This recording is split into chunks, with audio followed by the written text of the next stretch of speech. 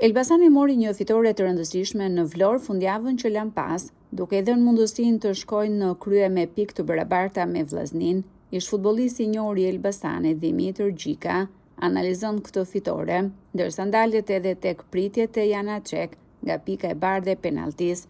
Ishte kryevepra e ekipit Elbasanit në Vlorë, që i nishe shumë e bukur, e tensionuar dhe në fund, siç e pan të gjithë sportdarësit shqiptar, Elbasanasit triumfuan me një rezultat të pastër, duke marrë 3 pikë të sigurta.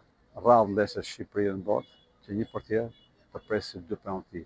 Në kujtesën time, unë di që Elvis Kotori, portieri i ekipit Elbasanit në Shkodër, ka prit 2 penalti.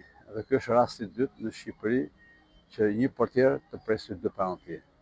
Kjo do të shkruhet në eventet e historisë së futbollit evropian.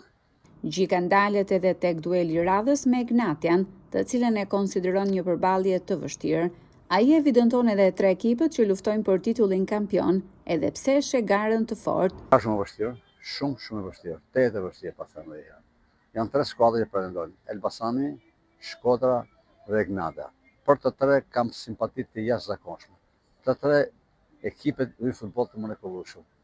Do fitoj ai që është më i mirë, ai që do bëjë më pak gabime në finale. Elbasani do të sfidojë Ignatian ditën e premte në orën 18 në Elbasan Arena, ku edhe pritet një interesim i madh nga ana e tifozëve.